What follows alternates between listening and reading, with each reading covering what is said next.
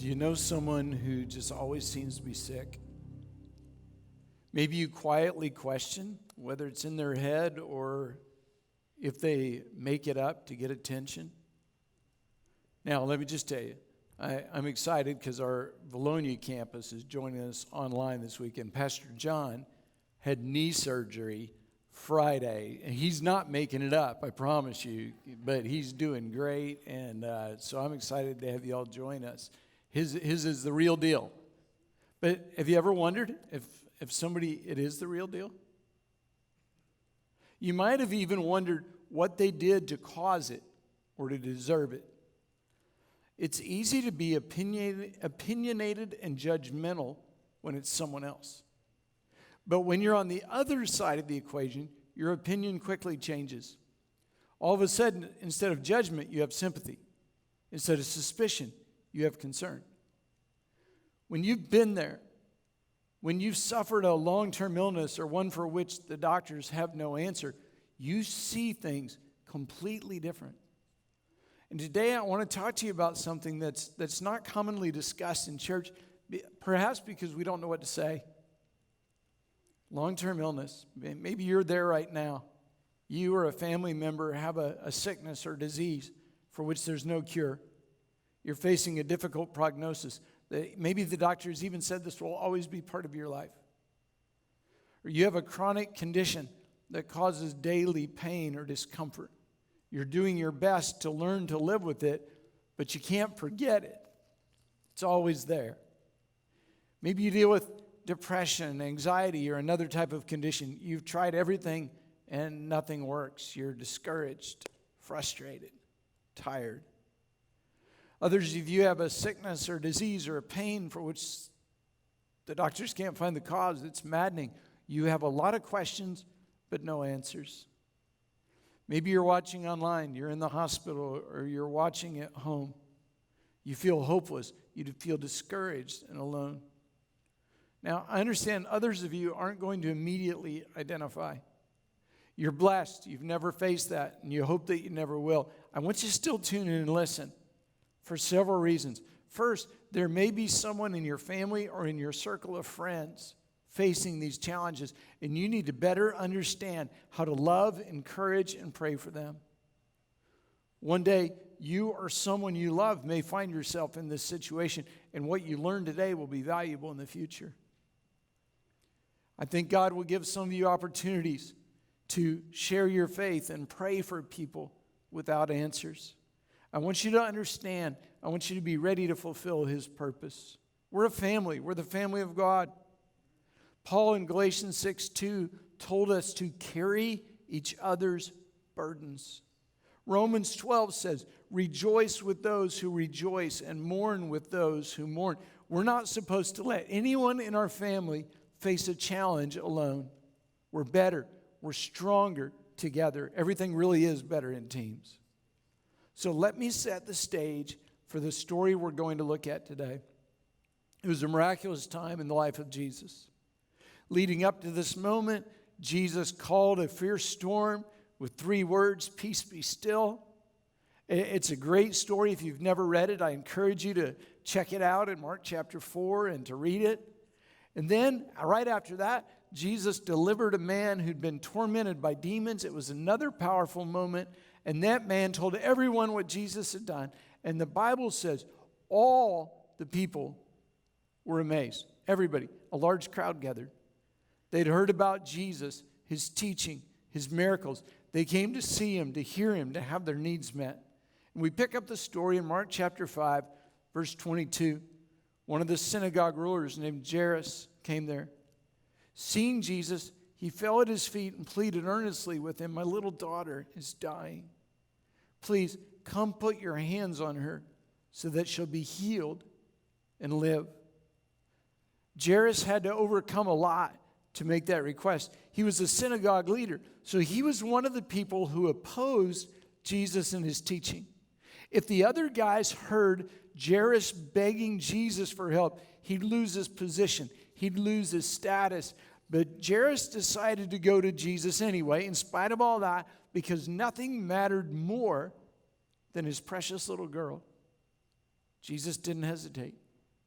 He'd come to bless and to heal and to love, even his enemies. So Jesus went with him. He went with Jairus. A large crowd gathered, followed, pressed around him. It was a borderline mob scene.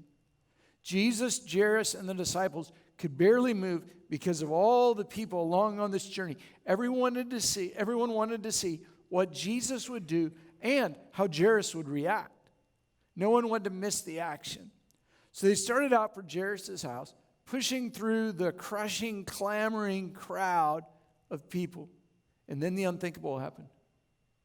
At the very worst possible time for Jairus, Jesus was interrupted by a woman with a desperate need. A woman was there who'd been subject to bleeding for 12 years. 12 years is a long time. A lot can happen in 12 years. Think about it. 12 years ago, the first iPhone was invented. Some of you still have that precious iPhone. 12 years ago, George W. Bush was president. 12 years ago, Barry Bonds broke Hank Aaron's home run record. 12 years seems like a lifetime.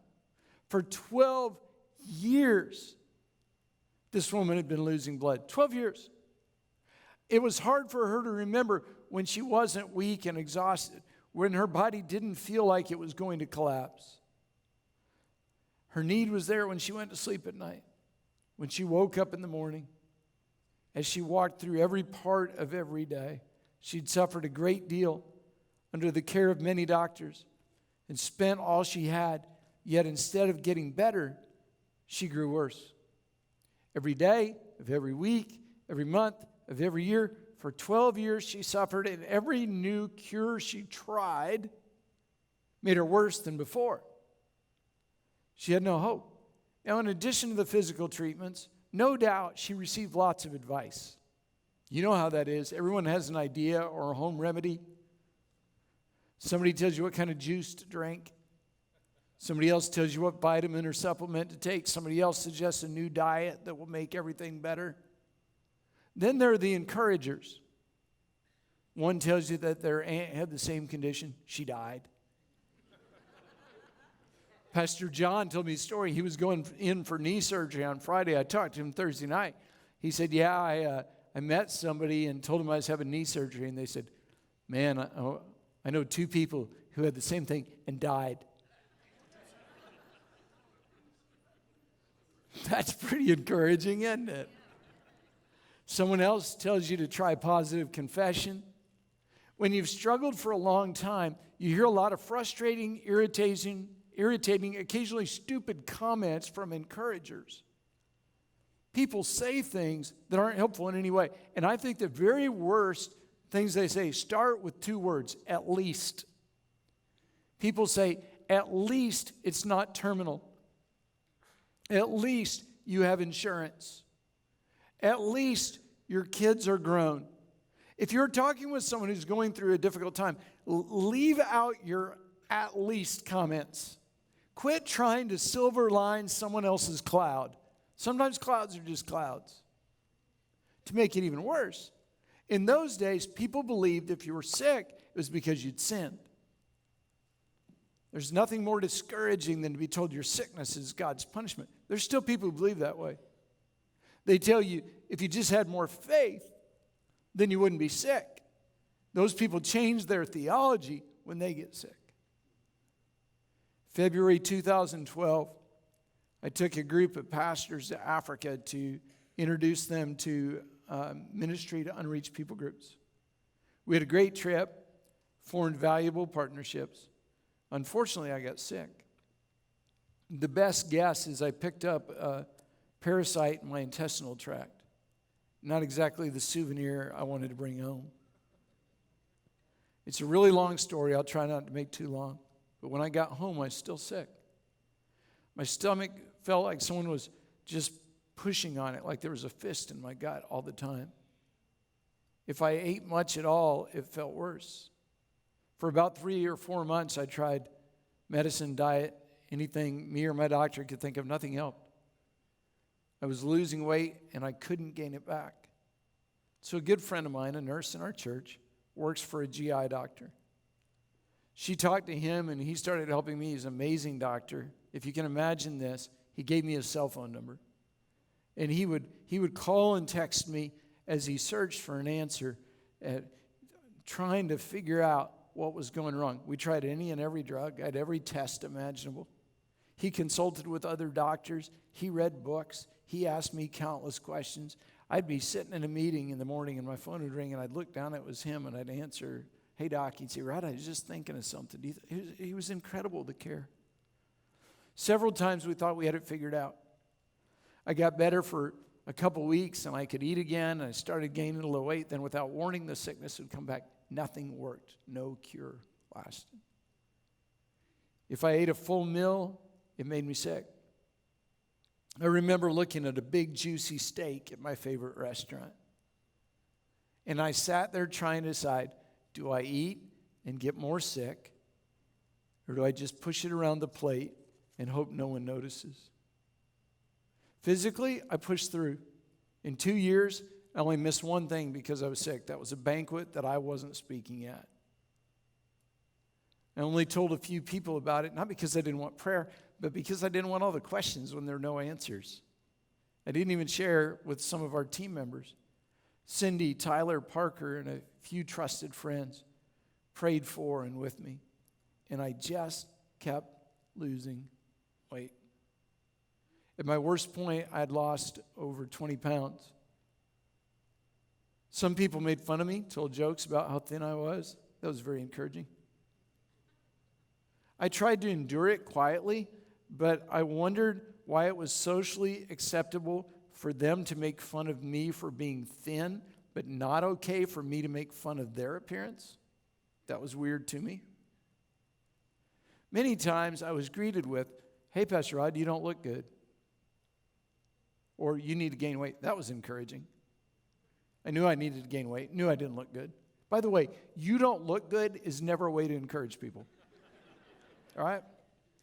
That's a weird way to greet people. If you find yourself saying that, know the person you're saying it to doesn't feel thankful, encouraged, or prayed for.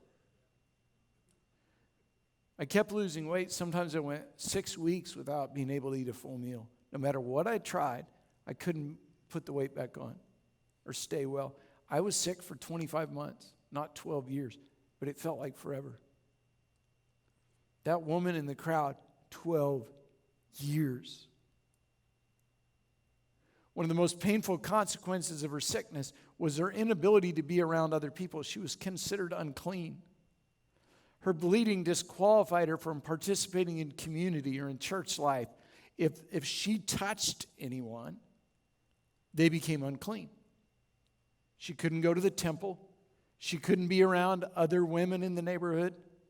She was not just sick, she was also desperately lonely. And she'd heard rumors about Jesus. According to the stories, Jesus had touched a leper and he was instantly healed. It was an amazing story. But after all she'd been through, the humiliation, the pain, the countless cures, she couldn't believe herself. She couldn't get herself to believe the story was really true, especially the part about Jesus touching a leper, because no one touched a leper. But what if it was true? What if Jesus' touch could really heal her that quickly, that simply? And hope began to flicker in her heart.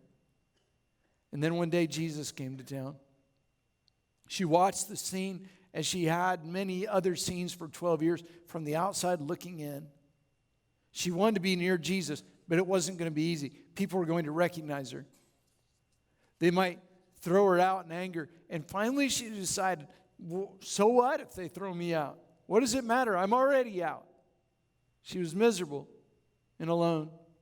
But this was Jesus, the one who touched a leper. And suddenly she realized she did believe, and hope surged in her heart.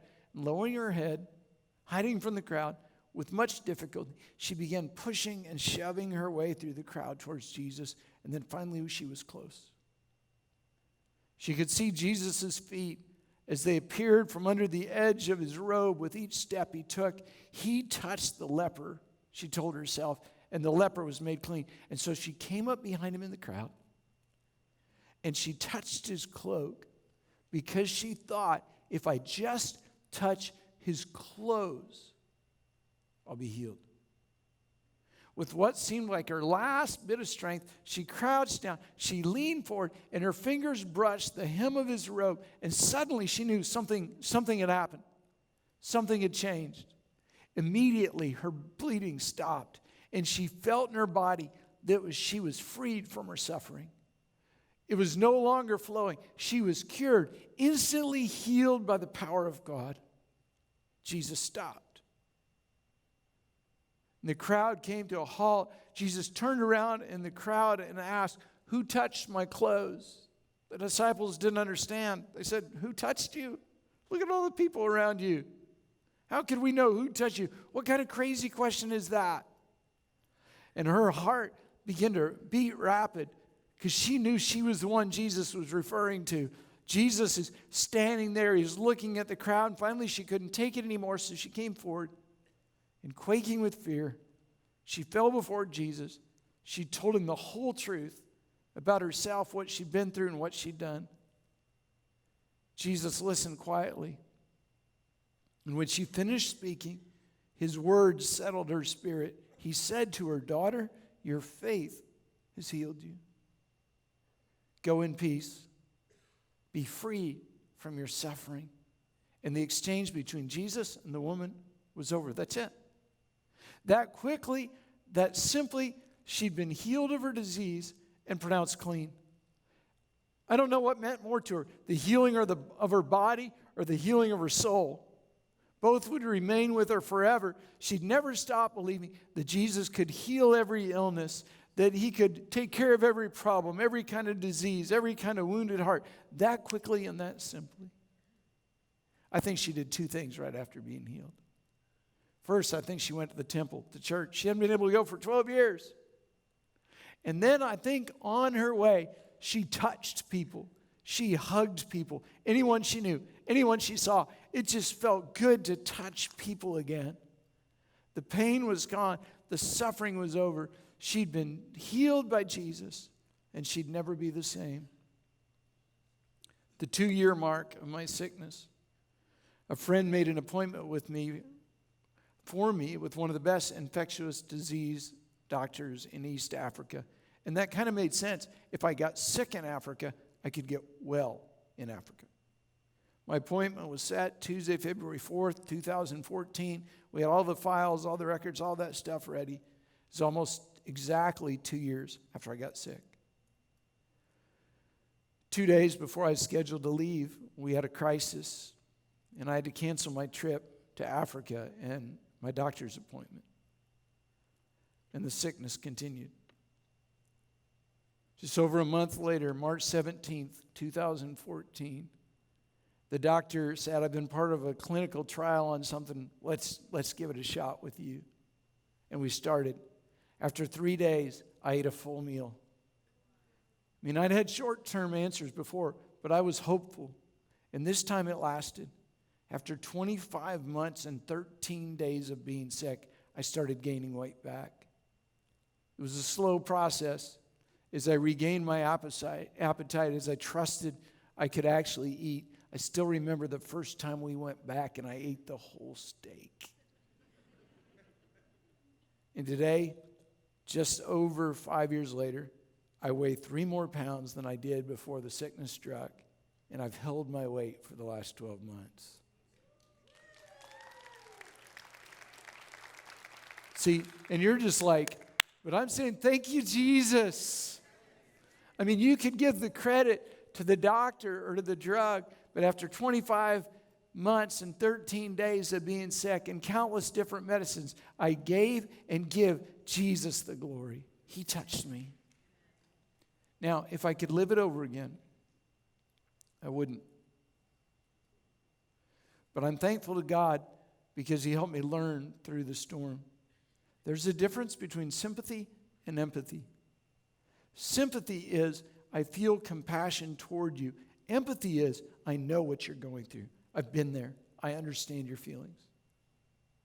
You feel empathy when you've been there, sympathy when you haven't. before I always had sympathy for people who are sick. Now I have empathy. I empathize with the person who has no answers because I've been there. I listen different. I respond different. I pray different. As a result, I'm a better person. I'm a better pastor. So I want to help you. If you've never faced unexplained or long-term illness, let me just give you some tips. Here's how you can talk to and express care for someone in a long-term battle. First, pray for them. Pray for them. But not just in your own personal time. During worship, walk over, put a hand on their shoulder and pray. When they come forward for prayer, stand with them. Pray out loud so they can hear you because it makes them feel better. And God will speak through you as you pray. Your words can be incredibly encouraging. I'll never forget the Sunday morning my friend Larry came forward to me at prayer time. Instead of me praying for him, he wrapped his arms around me and he prayed a powerful prayer for encouragement and strength and healing. And it just meant so much to me that day. I remember the Sunday night when I was at my most discouraged, and my younger son, Parker, prayed for me.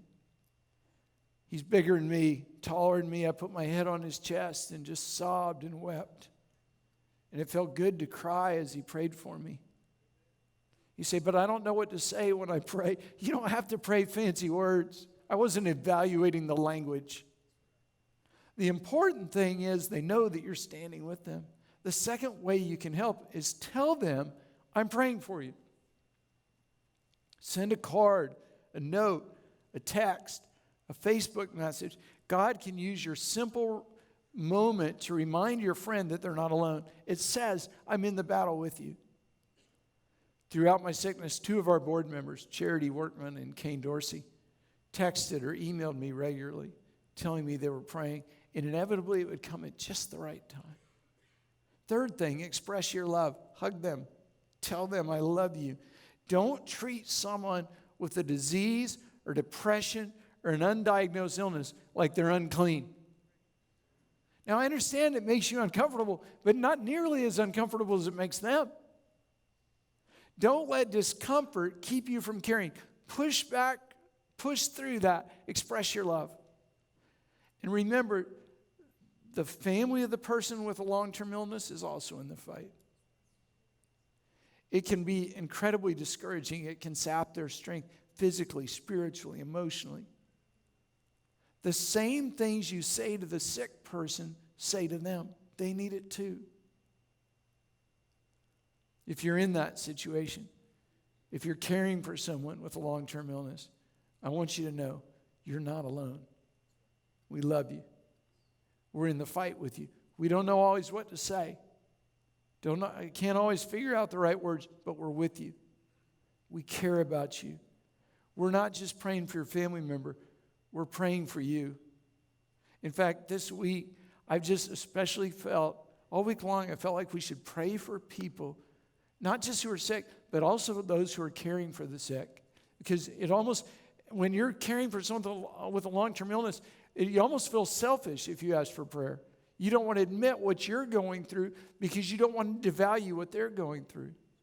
But we understand the fight, understand the struggle. In a few minutes, we're going to pray for you. Now, let me give you one thing not to do. Don't use humor to encourage. When you're facing a long-term illness, it's really not all that funny. Funny insults aren't funny. They hurt. Anytime your idea of humor is to make fun of someone else's physical appearance or condition, you are not helping, you're hurting. We need to completely remove that kind of insensitive humor from our culture. I don't understand how that can ever be beneficial. If the person who's sick uses humor talking about it, you can follow their lead and laugh with them, but don't you ever lead with humor. You lead with love. Here's another thing not to say. Don't say, let me know if there's anything I can do to help, unless you're actually going to help. Don't let that be loose words. If you offer help, then when they ask for it, change your schedule and actually help. Now, I want to go back to Jairus' story. Remember, he's the guy, his daughter's sick. It's interrupted by that woman. Well, Jesus was still speaking. Some men came from the house of Jairus, the synagogue ruler, and they told him, your daughter's dead. Pretty insensitive way to bring the news. Why bother the teacher anymore? Ignoring what they said, Jesus told the synagogue ruler, don't be afraid, just believe. So they kept walking. Jairus led Jesus to his home. When they arrived, they heard all the mourners loudly wailing and crying. Jairus was repeating to himself Jesus' words over and over, believe, just believe, just believe. He wanted to believe, but the wailing of the mourners let him know there was no hope, that his daughter was dead. A woman stood in the doorway, her face pale, her eyes red from crying, staring numbly at them. Jesus knew it was the girl's mother. Jesus went into the home with Peter, James, John, Jairus, and his wife. There were mourners in the house, uncles, aunts, cousins, friends, nosy neighbors, all wailing and mourning.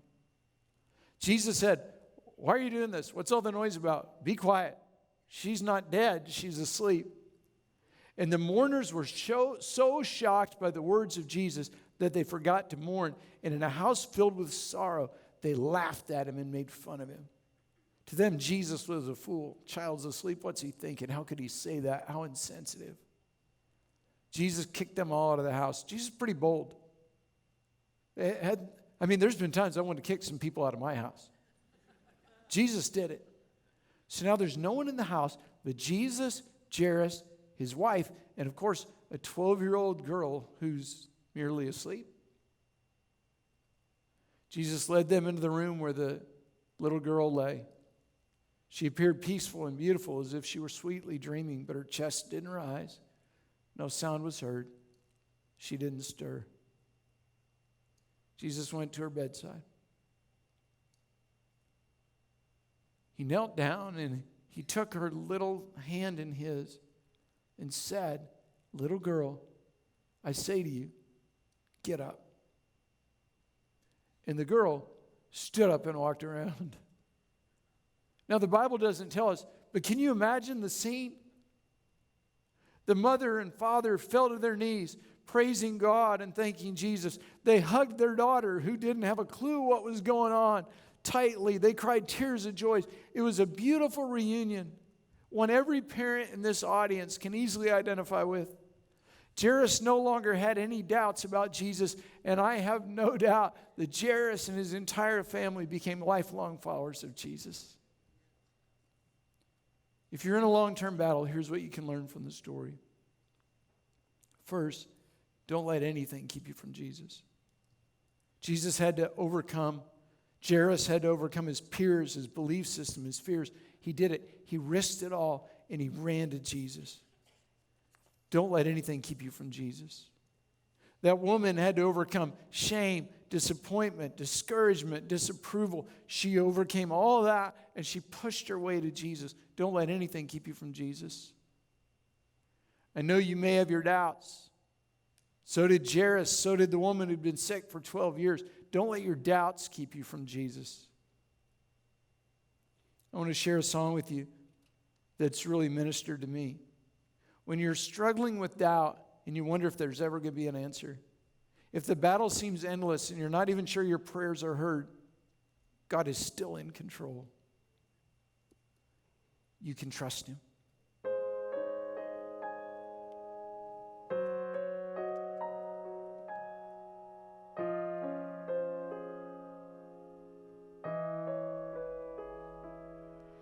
It's not what I prayed for, it's not what I wanted, it's not something I understand. My circumstances seem so confusing. I'm placing it all in your hands. Your ways are higher than mine.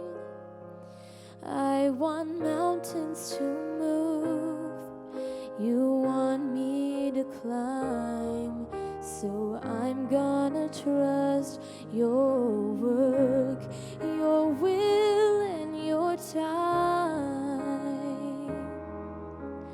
Your ways are higher than mine.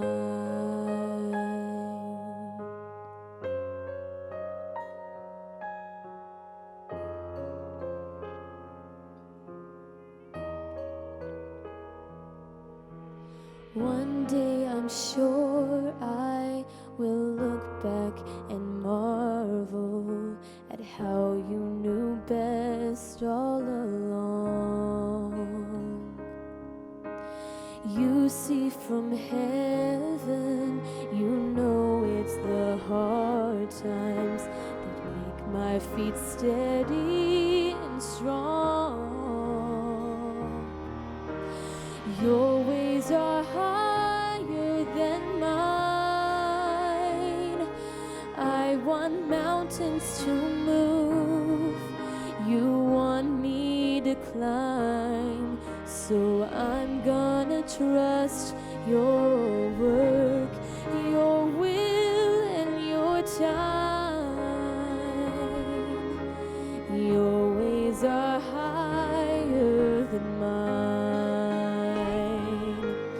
When I start to doubt, help me believe somewhere so far above me.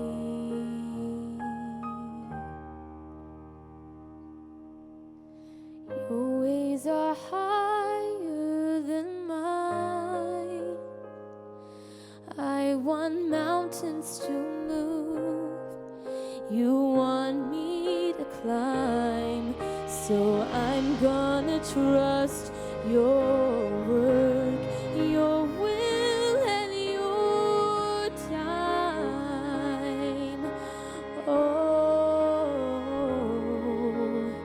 your ways are so much higher than mine.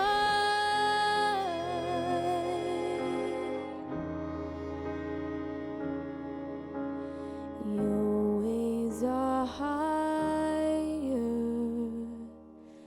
than mine.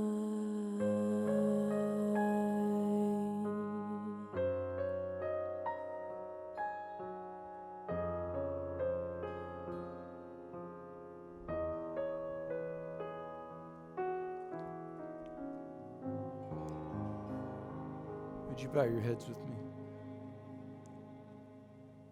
I know I didn't finish the outline, but maybe I'll get there in a minute.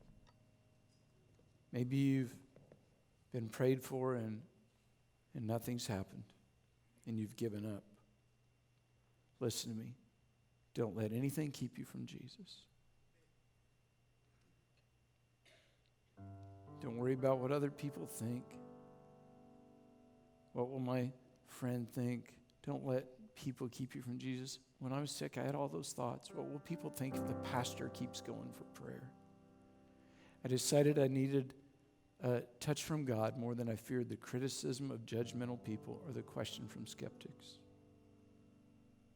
Can't tell you how many times I went forward for prayer. Push through the crowd, push past your pride. Don't let anything keep you from Jesus.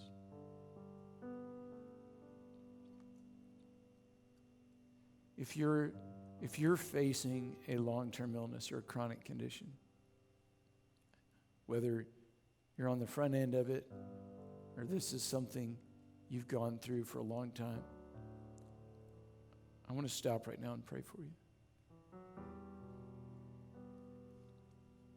And I believe just like that woman touched the edge of Jesus' garment, he can touch and heal you. Just like he touched me after 25 months and 13 days. I believe he can touch you. If that's you, would you just stand? We're going to pray. I want you to do the same thing right now in Valonia. If you're facing it, come on, get up. We're going to pray for you.